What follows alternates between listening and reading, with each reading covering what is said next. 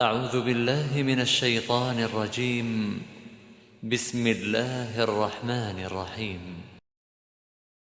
السلام عليكم ورحمة الله وبركاته أعوذ بالله من الشيطان الرجيم بسم الله الرحمن الرحيم رب اشرح لي صدري ويسر لي أمري واحلل عقدة من لساني يفقهوا قولي রব্বি জিদনি ইলমা রব্বি জিদনি ইলমা। Medina Arabic বুক প্রথম খণ্ডের ধারাবাহিক আলোচনায় আপনাদেরকে স্বাগত জানাচ্ছি। আমি মোহাম্মদ শাহিনুর আলম। আশা করি আল্লাহর অশেষ রহমতে আপনারা ভালো আছেন। আমিও আল্লাহর রহমতে ও আপনাদের দোয়ায় ভালো আছি, আলহামদুলিল্লাহ। আমরা মদিনা এরাবিক বুক প্রথম খণ্ডের 10ম অধ্যায় আলোচনা করছিলাম। ইতিমধ্যে 10ম অধ্যায়ের 2টি পর্ব শেষ করেছি। আজকে আমরা ইনশাআল্লাহ 3য় পর্ব আলোচনা করব। মদিনা এরাবিক বুক কুরআন ও হাদিস অনুধাবনের সহজ সমাধান নামে আমার সংকলিত ও অনুবাদকৃত একটি বই বাজারে এসেছে। যারা কুরআনের ভাষা শিখতে আগ্রহী তারা নিঃসন্দেহে এই বইটি কিনতে পারেন। এই বইটি আমি সহজবদ্ধভাবে উপস্থাপন করেছি যেন যারা সাধারণ শিক্ষিত খুব সহজেই ভাষাটি বুঝতে পারেন, সে উদ্দেশ্যেই আমার এই প্রচেষ্টা। তো যারা এই বইটি সংগ্রহ করতে ইচ্ছুক, ডিসক্রিপশন বক্সে আমার হোয়াটসঅ্যাপ নাম্বার দেওয়া থাকবে, আপনারা সেই নাম্বারে যোগাযোগ করে বইটি সংগ্রহ করতে পারবেন ইনশাআল্লাহ। তো আমরা এখন মূল আলোচনা চলে যাই। আমরা এ পর্যায়ে যে জিনিসটি শিখবো সেটি হচ্ছে নিন্দা আর হচ্ছে মা। নিন্দা এবং মা এই দুটি শব্দের অর্থই কিন্তু সাথে। তো দুটি শব্দের অর্থই যদি একই হয় তাহলে এই নিন্দা এবং মা এই দুটি আলাদা আলাদা শব্দ হওয়ার কারণ কি? অবশ্যই একটি কারণ রয়েছে। তো কি কারণ রয়েছে সেটি আমরা এখন দেখব ইনশাআল্লাহ। তো আমরা বোর্ডে চলে যাই। এখানে আমরা দেখতেছি যে নিন্দা আর হচ্ছে মা এই দুটিরই অর্থ হচ্ছে সাথে। তো তাহলে দুটিরই অর্থই যদি একই হয়, অর্থাৎ দুটি অর্থই যদি সাথে হয়, তাহলে এই দুটি শব্দ আলাদা আলাদা ব্যবহার করার কারণ কি? তো আসলে এর একটি কারণ রয়েছে, তো সেটি আমরা উদ্ঘাটন করবো ইনশাআল্লাহ।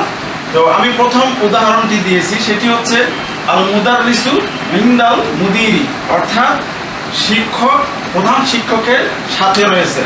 শিক্ষক প্রধান শিক্ষকের সাথে রয়েছে। এখানে নিন্দা এর অর্থ সাথে বোঝাচ্ছে। তো এই সাথে দ্বারা আরো একটি বিষয় বোঝায়, সেটি হচ্ছে যে ব্যক্তিটির লোকেশন বোঝায়, অর্থাৎ ব্যক্তিটি কোথায় আছে লোকেশনটি বোঝা যায়। যেমন এখানে যদি এখানে উদাহরণে বলা হচ্ছে যে আল মুদাররিসু ইনদাল মুদিরি, অর্থাৎ শিক্ষক প্রধান শিক্ষকের সাথে রয়েছেন। তো প্রধান শিক্ষকের সাথে রয়েছেন বলতে বোঝাচ্ছে প্রধান শিক্ষক হচ্ছে প্রধান শিক্ষকের যে কক্ষ রয়েছে সেই কক্ষে প্রধান শিক্ষকের সাথে রয়েছে, এটা বোঝাচ্ছে। অর্থাৎ মুদাররিসুর যে অবস্থানটা অর্থাৎ লোকেশনটা বোঝাচ্ছে, অর্থাৎ মুদিরের অর্থাৎ প্রধান শিক্ষকের কক্ষে রয়েছে, প্রধান শিক্ষকের কক্ষে প্রধান শিক্ষকের সাথে রয়েছে। তো এই ইন্দা বলতে লোকেশন অর্থাৎ সাথে বোঝায় এবং পাশাপাশি লোকেশনটা বোঝায়, অর্থাৎ সে কোথায় রয়েছে লোকেশনটা বোঝা যায়। কিন্তু এই মা শব্দের অর্থ যে সাথে, এটা দ্বারা কিন্তু লোকেশন বোঝা যায় না। অর্থাৎ এখানে আমরা যে বলতেছি যে আল মুদাররিসু মাল মুদিরি, অর্থাৎ শিক্ষক প্রধান শিক্ষকের সাথে রয়েছেন। প্রধান শিক্ষকের সাথে রয়েছেন বলতে সে শিক্ষক প্রধান শিক্ষকের সাথে যে কোনো জায়গায় থাকতে পারে, প্রধান শিক্ষকের সাথে যে কোনো জায়গায় থাকতে পারে। তো এখানে আসলে লোকেশনটি বোঝা যায় না। তাহলে এখানে বোঝা যাচ্ছে যে ইন্দা বলতে হচ্ছে যে সাথে বোঝাচ্ছে, সেটি হচ্ছে যে তার লোকেশনটি বোঝায়, তার অবস্থানটি বোঝা যায়। আর মা দিয়ে যে সাথে বোঝাচ্ছে এটা আসলে অবস্থান বোঝায় না, তার সাথে রয়েছে কিন্তু অবস্থান বোঝায় না, সে তার সাথে যে কোনো জায়গায় থাকতে পারে। তো এটাই হচ্ছে ইন্দা এবং মায়ের পার্থক্য। তো এখানে আরেকটি বিষয় সেটি হচ্ছে যে ইন্দা এর অর্থ কিন্তু নিকট আছে এর অর্থ বোঝায়, নিকট আছে, অথবা ইংরেজিতে হচ্ছে টু হ্যাভ। তাহলে ইন্দা শব্দের অর্থ নিকট আছে, নিকট আছে বা টু হ্যাভ এই অর্থ কিন্তু বোঝায়। তো উদাহরণ দিই, যেমন ইন্দাকা কিতাবুন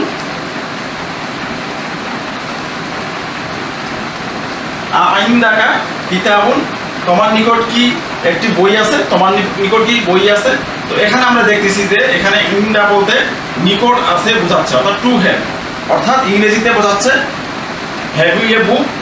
তো এই হচ্ছে ইন্দায়ের উদাহরণ। আমরা দুটি অর্থ পেলাম, একটি হচ্ছে যে সাথে থাকা অর্থাৎ তার লোকেশনটাও বোঝা যাবে, আর আরেকটি অর্থ হচ্ছে যে নিকট আছে বা টু হ্যাভ। তো এই ইন্দার ব্যবহার এই অধ্যায়ে রয়েছে। তো এখানে আমরা দেখতেছি ইন্দা এর যে নিকট আছে যে অর্থটি দ্বারা সেটি আমরা উদাহরণ দিয়েছি যে ইন্দাকা কিতাবুন, তোমার নিকট কি বই আছে, হ্যাভ ইউ এ বুক। তো এই হলো ইন্দা এবং মা। তো ইন্দা এবং মা হচ্ছে জরফ। আমরা জরফ নিয়ে আলোচনা করেছিলাম পূর্বে। জরফুল ইন্দা এবং মা হচ্ছে জরফ, অর্থাৎ এটি হচ্ছে স্থানবাচক বিশেষ্য জরফুল মাকান। তো এখানে আমরা জানি যে জরফগুলো মুদফ হয় এবং পরবর্তী ইসিম হচ্ছে মুদফ ইলাইহি হয়। আমরা জরফ নিয়ে যে পূর্বে আলোচনা করেছি, সেখানে আমরা যদি সেই ভিডিওগুলো যদি আমরা দেখি, তাহলে আমরা নিশ্চয়ই আমরা বুঝতে পারবো যে আসলে জরফগুলো হচ্ছে মুদফ এবং পরবর্তী যে ইসিমটি আসে সেটি কিন্তু মুদফ ইলাইহি। তো আমরা কিছুক্ষণ আগে যে উদাহরণটি দিয়েছিলাম যে আল মুদাররিসু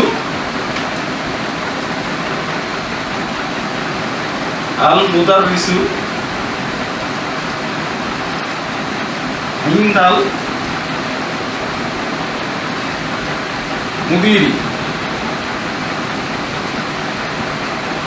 এই যে এখানে ইন্দা হচ্ছে জরফ এবং এরপরে যে ইসিমটি এসেছে এই ইসিমটি কিন্তু মাজরুর হয়েছে। তো আমরা জানি মুদফ ইলাইহি হচ্ছে মাজরুর হয়, মুদফ ইলাইহি নিয়ে আমরা পঞ্চম অধ্যায়ে আলোচনা করেছি। সেখানে আরো যদি বিস্তারিত জানার ইচ্ছা থাকে তাহলে সেই ভিডিওটি আবার দেখে আসার অনুরোধ রইল। তো তাহলে এই যে ইন্দা এবং মা এই যে দুটি শব্দ রয়েছে আরবিতে, এই শব্দ দুটি হচ্ছে জরফ অর্থাৎ স্থানবাচক। জরফগুলো দুই প্রকার, একটি হচ্ছে স্থানবাচক বিশেষ্য, আরেকটি হচ্ছে সময়বাচক বিশেষ্য। তো এইগুলো আমরা দেখে নিব। তো এই যে ইন্দা এবং মা এটি হচ্ছে স্থানবাচক বিশেষ্য অর্থাৎ জরফুল মাকান, স্থানবাচক জরফ। তো এই জরফের পরে যে ইয়েটাই আসে, ইসিমটি আসে, সেই ইসিমটি কিন্তু হচ্ছে মাজরুর হয় অর্থাৎ মুদফ ইলাইহি হয়, আর জরফটি হচ্ছে মুদফ। আসসালামু আলাইকুম। আপনি কি কোরআন ও হাদিসের ভাষা শিখতে আগ্রহী? অনারবদের আরবি ভাষা শেখার জন্য সম্পূর্ণ আরবি ভাষায় মদিনা অ্যারাবিক বুক কিতাবটি লিখেছেন ডক্টর আব্দুর রহিম রহিমাহুল্লাহ। বাংলায় এই বইটি সংকলন ও অনুবাদ করেছেন মোহাম্মদ শাহিনুর আলম এবং সম্পাদনা করেছেন মাওলানা মোহাম্মদ কামরুল হাসান। এই বইটির বৈশিষ্ট্য মূল আরবি বাক্যের উচ্চারণ সহ বাংলায় ও ইংরেজিতে অনুবাদ, প্রতিটি অধ্যায়ের আলোচিত আরবি ব্যাকরণের সহজ আলোচনা, অনুশীলনের প্রশ্নের সমাধান এবং তার উচ্চারণ বাংলায় ও ইংরেজিতে অনুবাদ। এই কিতাবটি কাদের জন্য? জেনারেল শিক্ষিত যারা কোরআন ও হাদিসের ভাষা শিখতে চান, সকল ধরনের পেশাজীবী যারা কোরআন ও হাদিসের ভাষা শিখতে আগ্রহী এবং মাদ্রাসার সকল শিক্ষার্থী যারা শুরু থেকেই আরবি শিখতে আগ্রহী। আপনার আরবি ভাষা জ্ঞানকে আরও সুন্দর, সাবলীল ও সমৃদ্ধ করতে মদিনা অ্যারাবিক বুক কিতাবটি একটি গুরুত্বপূর্ণ সহায়ক হবে ইনশাআল্লাহ। তো এই বইটি সংগ্রহের জন্য স্ক্রিনে দেওয়া নাম্বারে দ্রুত যোগাযোগ করুন। ধন্যবাদ। তো এখন যেটি বিষয় নিয়ে আমরা আলোচনা করব সেটি হচ্ছে লি হচ্ছে একটি হরফে জর, ইংরেজিতে একে বলা হয় প্রিপোজিশন। তো এই লি নিয়ে আমরা আলোচনা করব। লি এর অর্থ হচ্ছে জন্য, ইংরেজিতে বলা হয় হচ্ছে ফর বা বিলংস টু। তো আমরা জানি যে প্রিপোজিশনগুলো অর্থাৎ হরফে জরগুলো যে ইসিমের আগে আসে সেই ইসিমটি কিন্তু মাজরুর হয় অর্থাৎ জেরযুক্ত হয়, এই বিষয়টি আমরা জানি। তো আমরা লি নিয়ে একটু আলোচনা করি। তো লি এর অর্থ হচ্ছে জন্য বা ফর বা বিলংস টু। তো আমরা যদি বলি যে হামিদের জন্য বা হামিদের, তাহলে কিন্তু আমরা বলবো লি হামিদি। তো এখানে আমরা দেখতেছি যে লি হচ্ছে প্রিপোজিশন আর হামিদুনের শেষ অক্ষরে জের হয়েছে, তানবিন জের হয়েছে, অর্থাৎ এটি হচ্ছে মাজরুর হয়েছে। আমরা জানি যে প্রিপোজিশনগুলো, আরবি প্রিপোজিশনগুলোর পরবর্তী যে ইসিমটি আছে সেই ইসিমটি মাজরুর বা জের হয়। তো তাহলে এর অর্থ দাঁড়াচ্ছে লি হামিদিন, এর অর্থ হচ্ছে হামিদের জন্য বা হামিদের। ইংরেজিতে যদি বলা হয় তাহলে হচ্ছে ফর হামিদ অথবা বিলংস টু হামিদ। আচ্ছা, এরপরে হচ্ছে লাহু এর অর্থ হচ্ছে তার জন্য, এর ইংরেজি হচ্ছে ফর হিম অথবা বিলংস টু হিম। তো এখানে একটি বিষয় লক্ষণীয়, সেটি হচ্ছে যে এখানে লি আসলো, এখানে লা আসলো। এই বিষয়টি আমরা মনে রাখবো যে যদি কোনো ইসিমের পূর্বে এই লি হরফে জরটি আসে তাহলে কিন্তু সেটি লি থাকবে, যেমন হামিদুনের পূর্বে লি থাকতেছে। কিন্তু এই লি এর পরে যদি কোনো সংযুক্ত সর্বনাম অর্থাৎ অ্যাটাচড প্রোনাউন, সংযুক্ত সর্বনাম, আমরা জানি যে আরবি যে সর্বনামগুলো রয়েছে অর্থাৎ দমিরগুলো রয়েছে এগুলি দুই প্রকার, একটি হচ্ছে সংযুক্ত সর্বনাম আর একটি হচ্ছে মুক্ত সর্বনাম। তো সংযুক্ত সর্বনামগুলো যখন লি এর সঙ্গে আসবে তখন কিন্তু এই লি থাকবে না, একটি লাম জবর লা হয়ে যাবে। তাহলে এখন আমরা দেখতেছি হু হচ্ছে সংযুক্ত সর্বনাম, তাহলে লাহু এর অর্থ হচ্ছে তার জন্য, বা ইংরেজিতে ফর হিম বা বিলংস টু হিম। এরপরে আরেকটি সংযুক্ত সর্বনাম কা অর্থ হচ্ছে তোমার।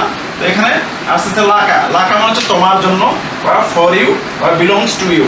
আচ্ছা, এই হলো লিয়ের বিষয়। তো আরেকটি বিষয় আছে, সেটি যে আমরা জানলাম যে সংযুক্ত সর্বনামগুলো যদি লিয়ের সঙ্গে যুক্ত হয় তাহলে সেটি হচ্ছে লা হয়ে যায়। কিন্তু ইয়া মুতাকাল্লিম যেটি রয়েছে এটিও কিন্তু সংযুক্ত সর্বনাম।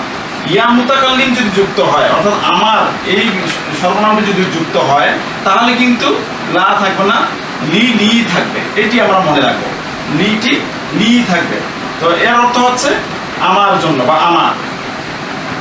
আমার জন্য, ফর মি বা বিলংস টু মি। এটি আমরা মনে রাখবো যে ইয়া মুতাকাল্লিমের ক্ষেত্রে, অর্থাৎ সংযুক্ত সর্বনাম ইয়া মুতাকাল্লিম অর্থাৎ আমার, এর ক্ষেত্রে লি থাকবে। আদারওয়াইজ যে অন্যান্য সর্বনামগুলো রয়েছে, সংযুক্ত সর্বনামগুলো রয়েছে, সেগুলো কিন্তু যুক্ত হলে লা হবে। আর যে প্রকাশ্য যে ইসিমগুলো রয়েছে সেই ইসিমগুলো আসলে সেটি লি থাকবে। তো একটি আমরা এই লি দিয়ে একটি উদাহরণ দিই, যেমন লি আখুন মানে হচ্ছে আমার একজন ভাই আছে। লি আখুন মানে হচ্ছে আমার একজন ভাই আছে। তো এটিকে কিন্তু আমরা বলতে পারবো না যে ইন্দি আখুন, এটি বলা যাবে না। ইন্দি আখুন এটি কিন্তু বলা যাবে না, এখানে লি আখুন বলতে হবে, অর্থাৎ আমার একজন ভাই আছে। প্রকাশ্য ইসমের একটি উদাহরণ আমরা দেই, যেমন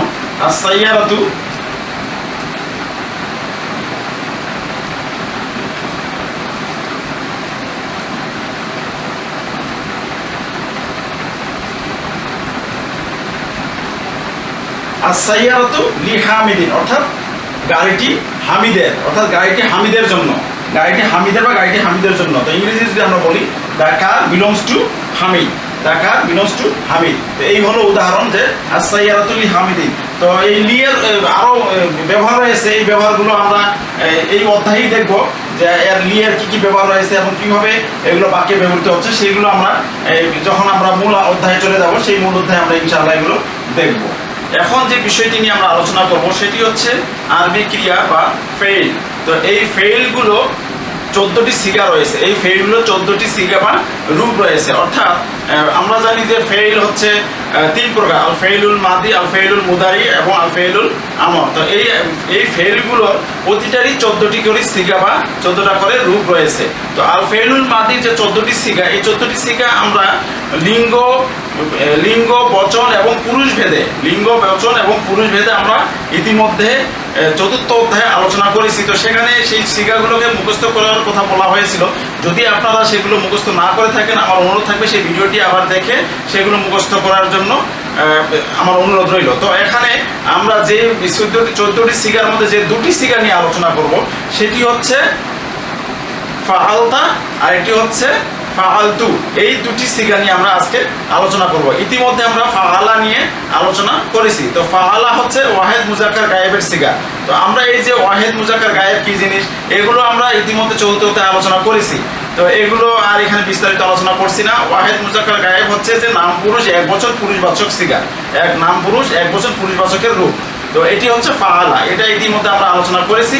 তো এখন আমরা যেটি নিয়ে আলোচনা করব সেটি হচ্ছে ফাআলতা আর এটা হচ্ছে ফাআলতু, এই দুটি নিয়ে আলোচনা করব। তো আমরা বোর্ডে যাই।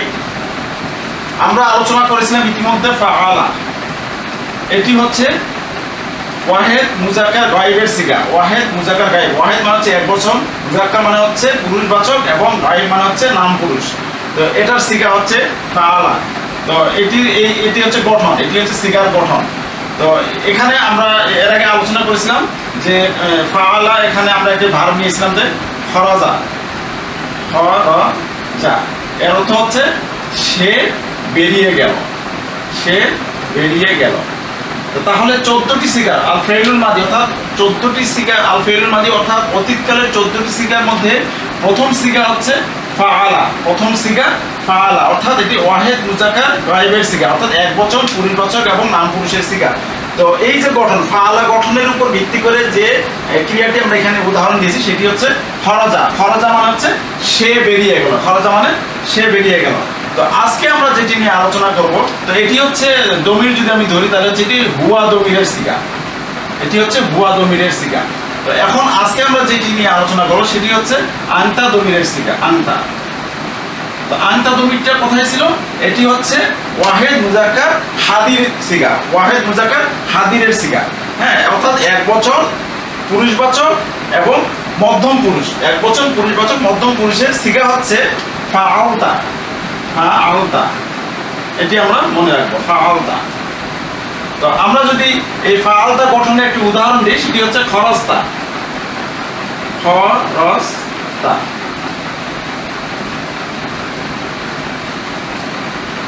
তাহলে এটি কিসের সিগা? ওয়াহেদ মুজাক্কার হাদিরের সিগা, এক বচন পুরুষবাচক এবং মধ্যম পুরুষের সিগা। তো খরস্তা এর অর্থ হচ্ছে তুমি বেরিয়ে গেলে, তুমি বেরিয়ে গেলে। তো আমরা যদি একটি বাক্যে যদি এটির উদাহরণ দিই, একটি বাক্য দিয়ে যদি একটি উদাহরণ দিই তাহলে এখানে আমরা বলতে পারি খরস্তা, খরস্তা মিনাল বাইতি।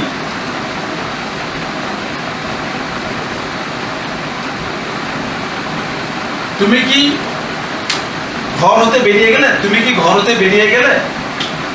এই যে আমরা এখানে দেখলাম খরস্তা, খরস্তা, খরস্তা এর অর্থ হচ্ছে তুমি বেরিয়ে গেলে। তাহলে এর অর্থ হচ্ছে তুমি কি ঘর থেকে বেরিয়ে গেলে।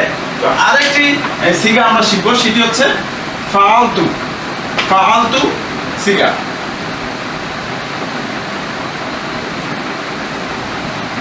এটি হচ্ছে ওয়াহেদ মুতাকাল্লিমের সিগা, এটি ওয়াহেদ মুতাকাল্লিমের সিগা, অর্থাৎ এক বচন উত্তম পুরুষের সিগা। এর অর্থ এটি হচ্ছে আনা, দমির যে আনা রয়েছে এই আনা এর সিগা। তো এটিকে যদি আমরা একটা উদাহরণ দিই, এটি যদি একটি ক্রিয়াতে রূপান্তরিত করি সেটি হচ্ছে যে খরস্তু, খরস্তু। এর অর্থ হচ্ছে আমি বেরিয়ে গেলাম, আমি বেরিয়ে গেলাম। তাহলে এই যে ফাআলতু, ফাআলতু এর যে উদাহরণ আমি দিয়েছি, একটি ক্রিয়া এখানে দিয়েছি সেটি হচ্ছে খরস্তু, এর অর্থ হচ্ছে আমি বেরিয়ে গেলাম। তো এটি হচ্ছে ওয়াহেদ মুতাকাল্লিম, অর্থাৎ এক বচন উত্তম পুরুষের সিগা। এটি হচ্ছে সিগা এবং এই সিগার উপর ভিত্তি করে এই ক্রিয়াটি গঠিত হয়েছে। তো এই ছিল খরস্তা এবং খরস্তু। তো আচ্ছা, এখন আমরা যদি এই বাক্যটি এখানে প্রশ্নবোধক বাক্য, এটি হচ্ছে প্রশ্নবোধক বাক্য, আর খরস্তা মিনাল বাইতি, তুমি কি বাড়ি হতে ঘর হতে বেরিয়ে গেলে। এখন এর উত্তরে যদি আমরা বলি নাম, নাম খরস্তু, খরস্তু মিনাল বাইতি। অর্থাৎ হ্যাঁ, আমি বাড়ি থেকে বা ঘর থেকে বেরিয়ে গেলাম। এই ছিল খরস্তা এবং খরস্তুয়ের উদাহরণ। তো আমরা যে 14টি সিগা, আল ফেইলুল মাদির যে 14টি সিগা আছে, 14টি সিগা কিন্তু মুখস্থ করে ফেলতে হবে। আমাদের 3টি গুরুত্বপূর্ণ বিষয় মনে রাখা দরকার। সেটি হচ্ছে প্রথমত যে মহিলাদের যে আমরা জেনেছিলাম যে মহিলাদের যে নামের শেষে তানবিন হয় না, আমরা জেনেছিলাম মহিলাদের নামের শেষে তানবিন হয় না, যেমন মারিয়ামু, আমিনাতু। তো এগুলো আমি একটু মনে করে দেওয়ার চেষ্টা করতেছি যে মহিলাদের নামের শেষে তানবিন হয় না, এটি আমরা মনে রাখবো, যেমন মারিয়ামু, আমিনাতু। আবার তেমনি ভাবে পুরুষদের নামের শেষে যদি গলতা থাকে, পুরুষদের নামের শেষে যদি গলতা থাকে তাহলে কিন্তু তানবিন হয় না, যেমন হামজাতু, উসামাতু, হামজাতু, উসামাতু। এটি আমরা মনে রাখবো। এরপরে 2 নাম্বার, তো আমরা কিছু প্রিপোজিশন জেনেছি, অর্থাৎ আরবি থেকে বলা হরফে জর। তো এরপর যে এটি হচ্ছে বি, বি হচ্ছে একটি প্রিপোজিশন বা হরফে জর। তো এর অর্থ হচ্ছে তে, অন্তস্থ, মধ্যে, তারা, ইংরেজিতে এট, ইন, উইথ। এই বি এর অর্থ হচ্ছে তে, অন্তস্থ, মধ্যে, দ্বারা, ইংরেজি হচ্ছে এট, ইন, উইথ। এটি আমরা মনে রাখবো। তাহলে বি হচ্ছে একটি প্রিপোজিশন এবং এটি আরবিটাকে বলা হয় হরফে জর।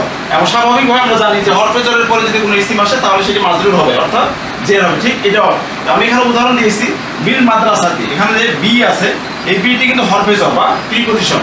আর এরপর আল মাদ্রাসাতু, আল মাদ্রাসাতুর পূর্বে বি আসার কারণে আল মাদ্রাসাতি হয়েছে, হ্যাঁ, মাজরুর হয়েছে। তাহলে বিল মাদ্রাসাতি এর অর্থ হচ্ছে বিদ্যালয়ে, এই যে অন্তস্থ বিদ্যালয়ে, এর ইংরেজি হচ্ছে এট স্কুল। বিদ্যালয় বা এট স্কুল। তাহলে আমরা মনে রাখবো যে বি হচ্ছে একটি হরফেজ বা প্রিপজিশন, তার স্বাভাবিকভাবেই সেটি পরবর্তী ইসিমকে মাজরুর করবে, অর্থাৎ জের যুক্ত করবে। এরপরে 3 নাম্বার হচ্ছে যে আমরা প্রশ্নবোধক যে শব্দগুলো রয়েছে, প্রশ্নবোধক শব্দের মধ্যে আমরা দেখেছিলাম যে মা হচ্ছে একটি প্রশ্নবোধক শব্দ। আরবিটাকে বলা হয় ইসমুল ইস্তিফহাম, আরবিটাকে বলা হয় ইসমুল ইস্তিফহাম, অর্থাৎ প্রশ্নবোধক নাউন, প্রশ্নবোধক বিশেষ্য। তো এখানে আমরা যেটি জিনিস দেখবো সেটি হচ্ছে মা শুধু প্রশ্নবোধকের ক্ষেত্রে নয়, মা এর অর্থ কিন্তু না বোধকও হয়, অর্থাৎ না অর্থও কিন্তু মা শব্দটি ব্যবহৃত হয়।